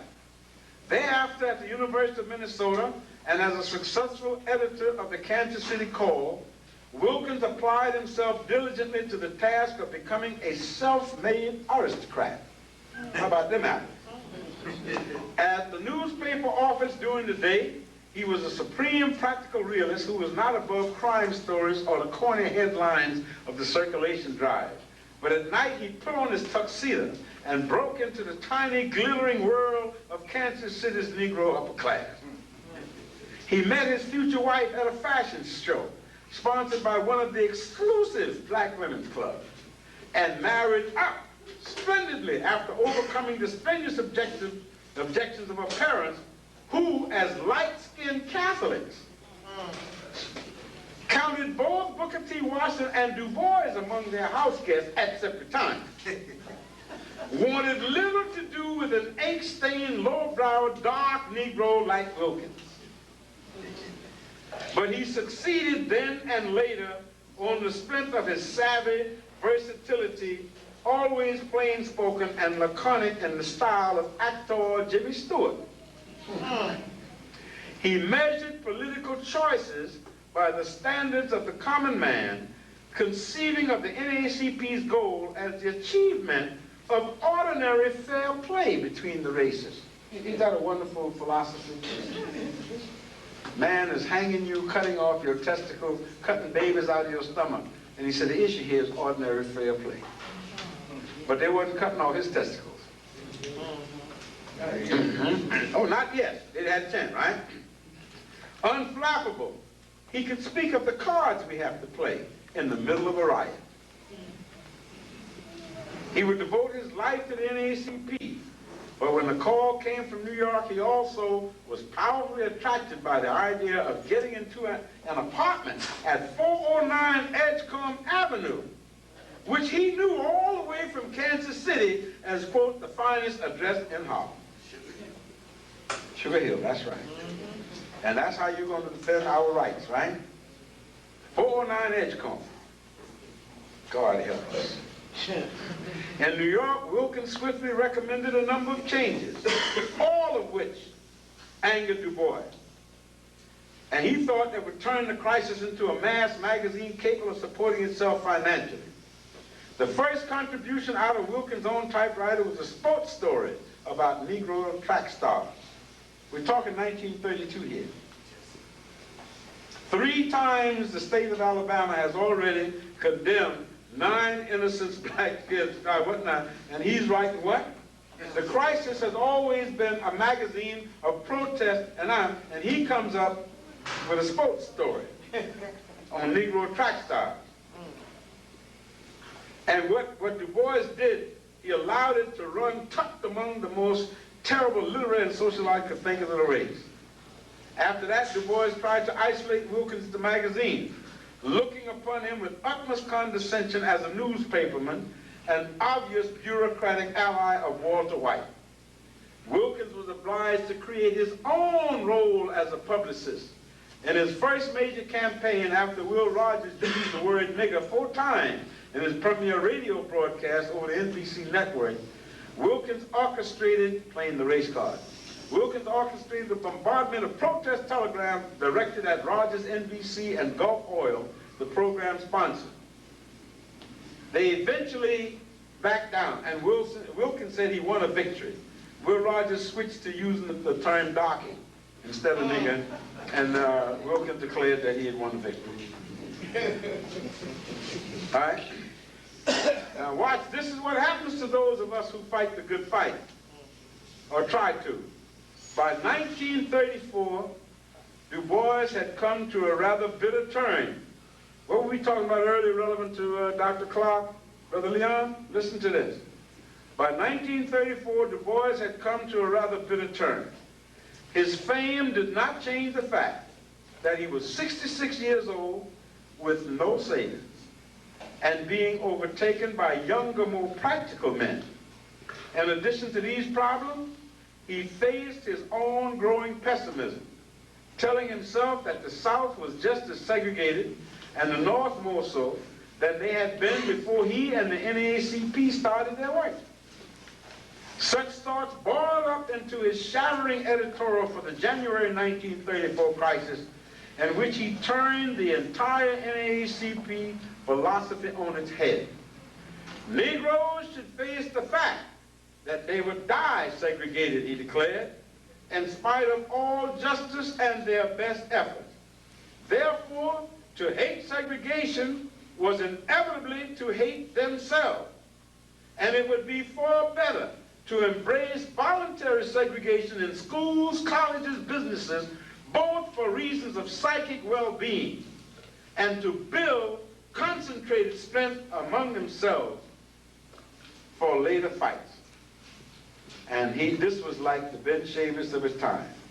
This editorial touched off a storm not only within the NAACP, but throughout the Negro press.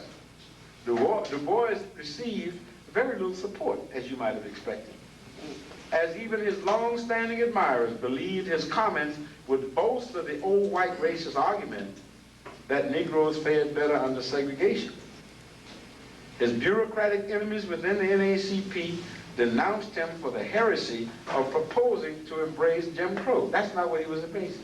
He's talking about self-reliance, which is now Garvey. Now, it took him that time. He helped destroy Garvey, but now he had to come to the same conclusion. Logic is inevitable, y'all. No place to hide. All right? Same period. All right? Thank you. Roy Wilkins, even 45 years later, after Du Bois' reputation was revived by the Black Power movement, would always attribute the shocking editorial to childish frustration.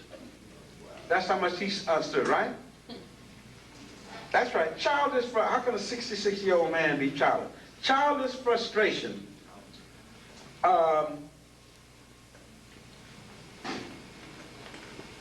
Claiming that Du Bois, quote, picked up a brick and tossed it through the biggest plate glass window he could see.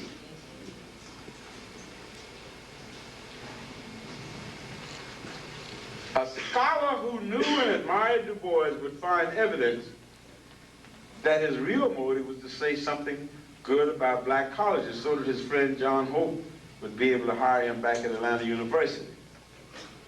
But Du Bois had burned his bridges, Washington and all, but you got to admit one thing. He stuck to his guns, and he paid the price.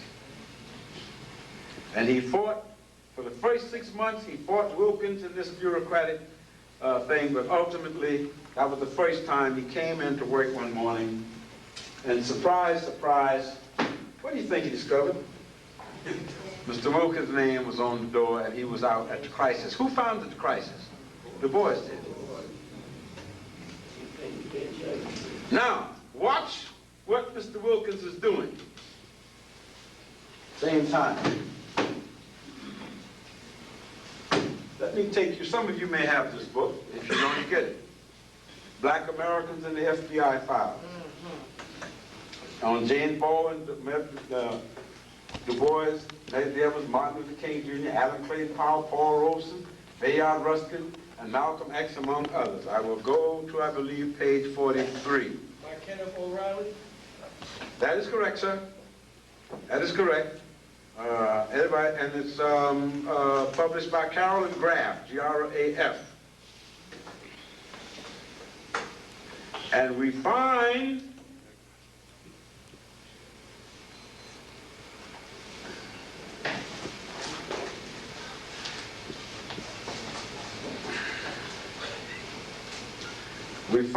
that Mr. Hoover, Mr. Wilkins, along with Joel Spingarn, yep, Arthur's brother, yep, sorry about that.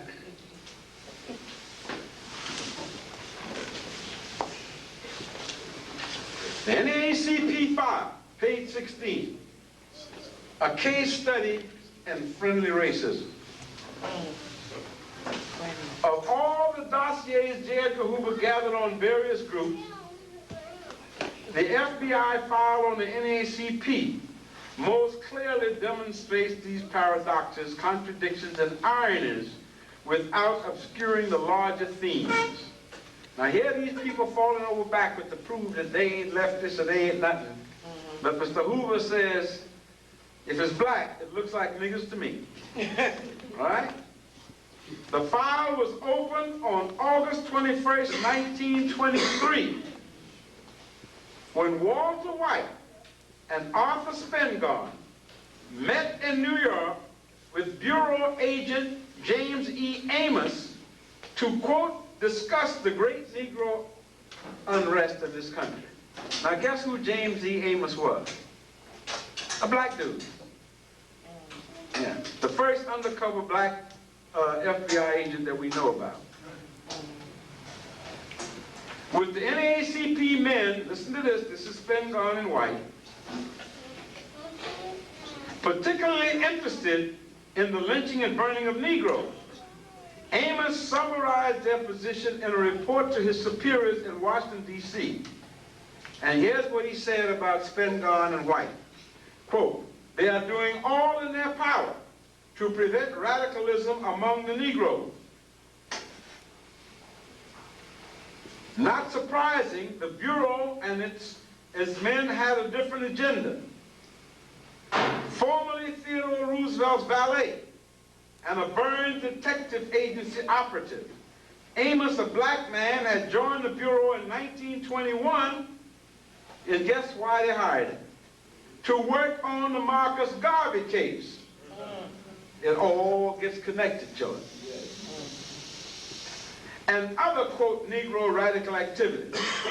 Cases receiving his shield from Hoover himself.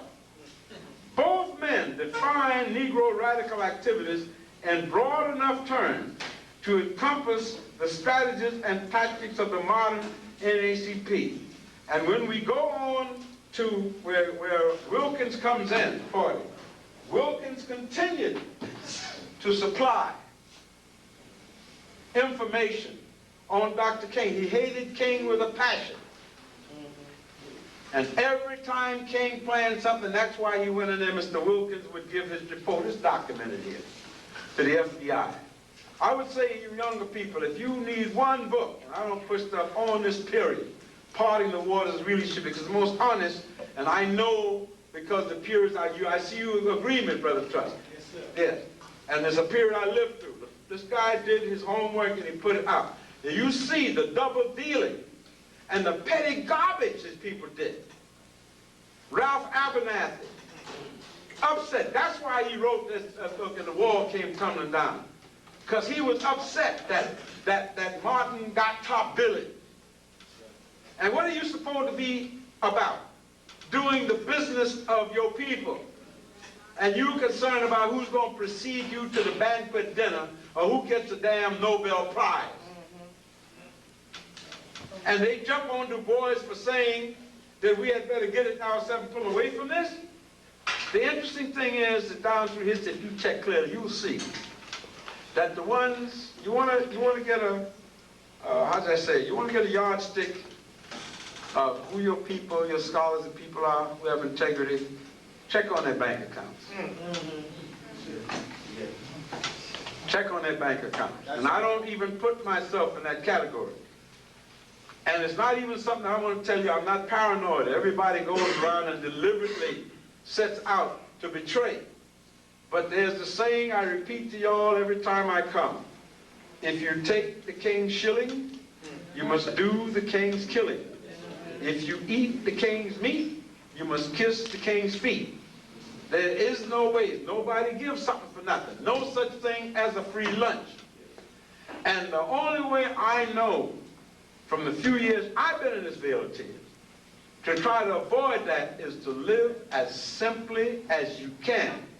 You get caught in that consumerism business, them ATM cards and them little pieces of plastic will do you in.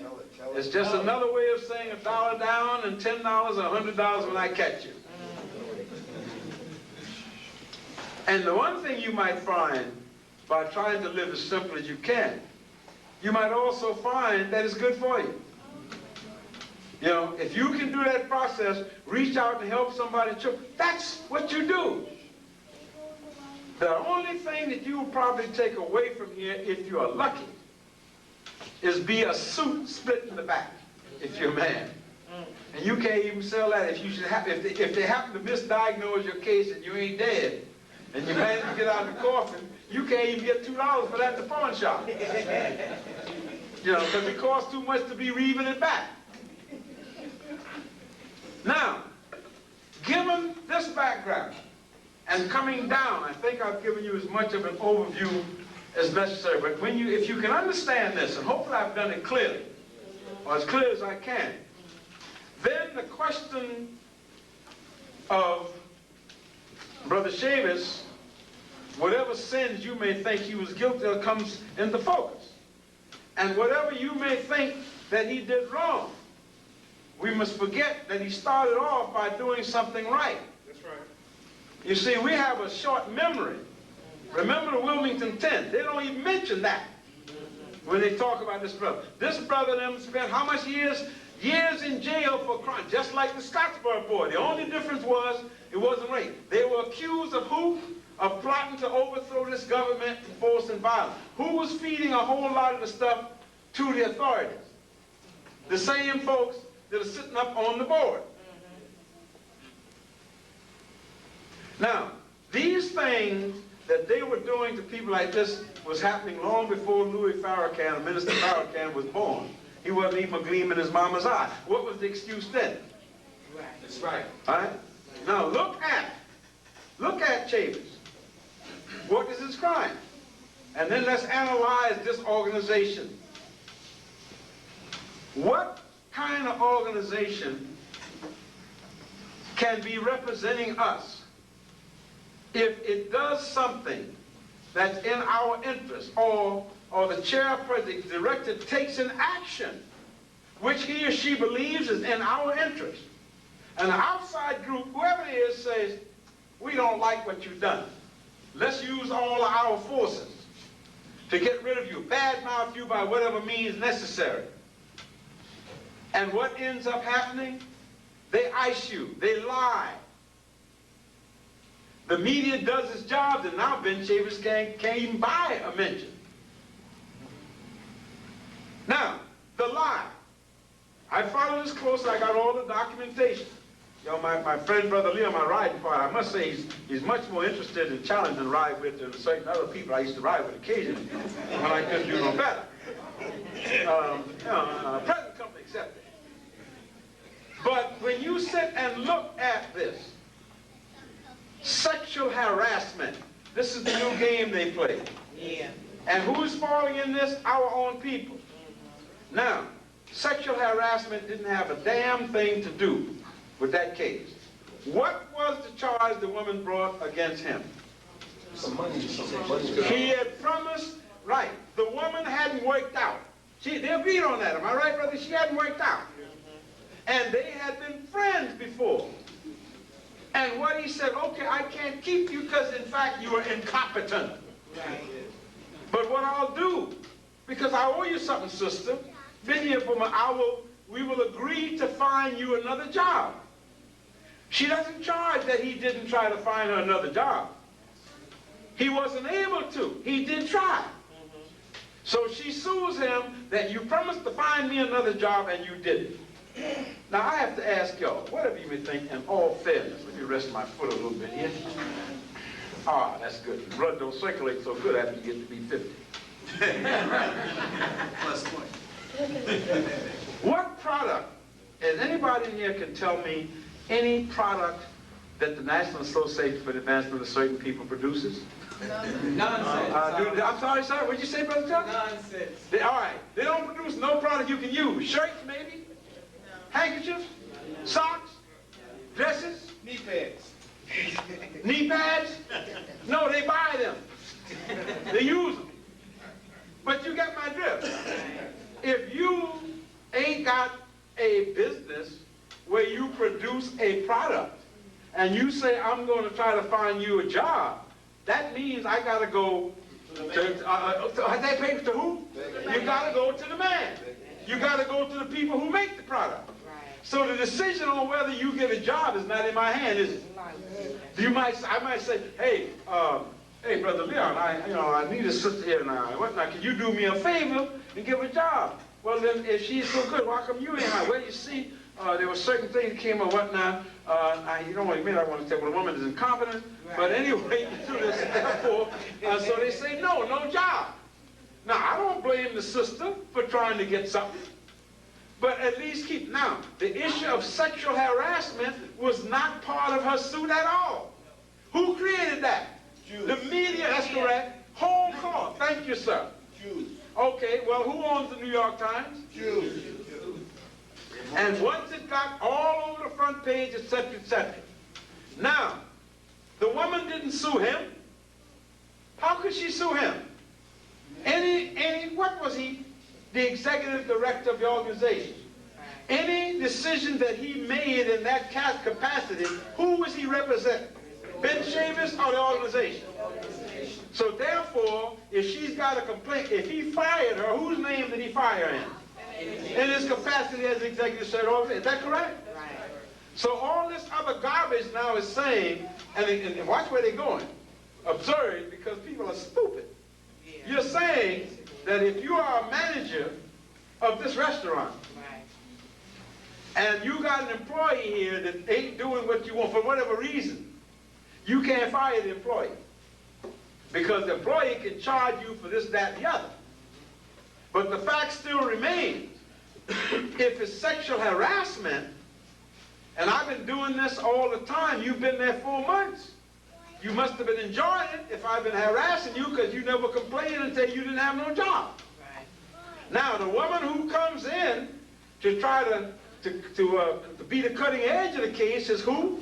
That woman, Jewel Jacobs, who was one of the contestants for the job when Chavis got it in the first place. And he was picked over her. So she didn't come with clean hands. Right. So the sexual harassment, and now when the decision came down, he didn't have to pay the money. The settlement out of court didn't come out of his pocket.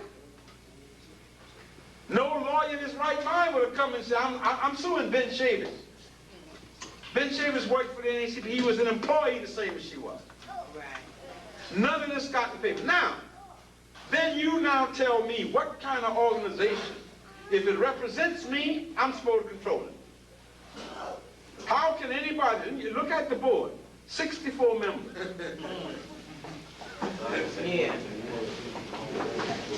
All 6 want to do nothing in the world. That's the largest board I've ever heard of, 64. Thank you, ma'am. What do you mean? You know what? What do you mean? What's the problem? Didn't y'all? What I just told you? What do these people spend most of their time doing? Yeah, you go into parties, you know this and that and the other, and they relish the fact that they're on first name basis with Nellie Rockefeller. Hello, so this is what it is. Therefore, when you're talking about, you can sit down with Arthur Sulzberger, the publisher of the New York Times. They're doing the same thing that Sharp James is doing as mayor of your city. That's right. That's right. Who was it said to me earlier? If you're Portuguese, you can get something, you give it, because there's something in many of us that we feel status comes. We're putting everybody and his brother and sister ahead of our own. Right. But when the chips fall down, we don't have nobody to turn back on but ourselves. That's right. So you got a board of 64 members. The majority of them are supposed to be black, but they can't make the decision in favor of Ben Chavis or me or anybody else that the other minority won't, because the other minority is coming with bucks. And the reason they got you, because you made the decision to be a voluntary slave way back 85 years ago. Yeah. You can't tell me. Can you imagine you walking in and telling B'nai B'rith or the Anti-Defamation League, listen, you ain't treating black folks right, and therefore I don't like that person. Get him out of there. You got to be out of your damn mind. And we are the only people I know that have groups that do. Now, what is the reason? Ultimately, the fault lies with us. Simply because we should have come down on these people and gotten rid of these yo-yos long before most of y'all in this room were born. That's right. Now, the man tell you they had nothing but contempt for ordinary black folks. But they didn't have no contempt for your dues. Right? They took your money. Nobody ever asked you to vote. Let me tell you one of the things that happened to them contemptible country people. Teach you, brother. And this is what, how come SCLC grew so fast, the real reason. I'll use the story of my uncle, Lord rest the dead, here in Weston. In Camden County, Georgia, in the backwoods, my uncle and two other African men kept a local chapter, members 3. My uncle, his first cousin, and a second cousin. And they went from Savannah, which is up at the northern end of the state, all the way to Florida. 6 coastal counties of Georgia. They would meet every night. Dude would come, and I was home, so a guy come knock on my uncle's window in the country, middle of the night. Hey, D, is you there? Yeah, well, listen, I'm sorry to bother you this late, but my boy got arrested over in St. Mary's. You know how far St. Mary's is? 40 miles. And they got, you know, whatnot, and I need to get over because I think they're going to beat him up. What do you think, my uncle? My uncle's a man as old as I am now. He would get up, his boy, go get somebody. They would go, because he knew everybody in the county, go over there, whatnot. All right, release him on my account, this kind of thing. This is what they did. These are the unsung heroes of your organization. Their names never appear any damn where, except the people in their community. And they don't get these positions by running from. They don't get these positions by making an underhand agreement with the FBI or whatever else. They get these positions because their communities say, you have the integrity and we know that you can speed us. And my uncle, like many others, was one of these people. And during the course when I was doing the research for the last piece that I published, we were talking, because this was at the time when the question of Clinton King, who had the problem over in Albany, Georgia, which is not too far away from myself, and my uncle was getting ready to go over there. Because this guy, Clinton King, was married to one of his nieces. And she called him and says, Uncle Aaron, you got to do something, because they were afraid these crackers were going to do a Scottsboro. You know, they were upset. I mean, this dude went and sat in a white church and said, I come to worship on Sunday morning. You don't do nothing like that. Tell me about live up to the gospel.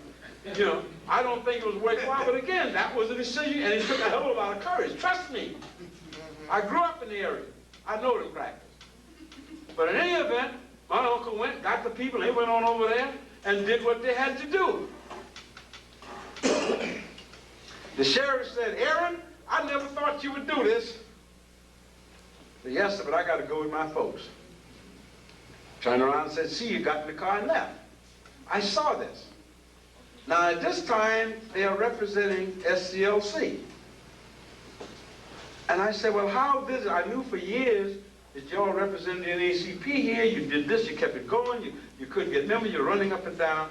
Why did you change? How did that happen? He said, well, boy, he says, you know, all the 30-some years that I was a member of the NAACP, I never got a card or anything asking for my vote or anything at all. The only time that I ever got any correspondence from them was asking for money. He said, for 30-some years, we found them because it was all that we had. So it was better than nothing. He said, but then when Dr. King came through this whole thing, and we looked at it, he said, well, hell, I'm a Christian, but, you know, he said, I said, what'd you do? He says, I just called my two pals and said, hey, let's have an emergency meeting. And they came to my house, and we sat down, and I made a motion that we suspend operation as the NAACP chapter Camden County and reconstitute ourselves as SCLC chapter Camden County, and the vote was carried unanimous. And he said, that's what he said. And so help me God, I wouldn't lie on a dead man. And he said, boy, he said, within 6 months, there wasn't an NAACP chapter from coastal Charleston all the way down to Florida on the coast. Everybody just, and they didn't stop. They just, that's how SCLC got all them chapters. They just disbanded as NAACP chapter. And why? He said, because they wasn't doing anything. That's right. And he said, we wasn't fooled. When Roy Wilkins came out there and got arrested walking over the Edmund Pratt Bridge, said, we know why he was doing that. He said, I got the figures. He said, their dues have been going down by 30% for the last 10 years. Now, this is what happened the other day, is the pièce de résistance. I haven't noticed that our community has noticeably suffered since that the people who have lost, of course, has been them. Because what Chavis had done, what he had done, we know this. Again, no gods. I don't believe in gods. I've lived that long. But he did something that no prior director had been able to do in the last 70 years. He was able to reach out to young people, like young people were coming back. They were joined because they saw a chance. We got young blood, new ideas. When he said, one of the greatest moves he made was when he reached out to Minister Farrakhan and told the world, from here on in, we will deal with the arms of fellowship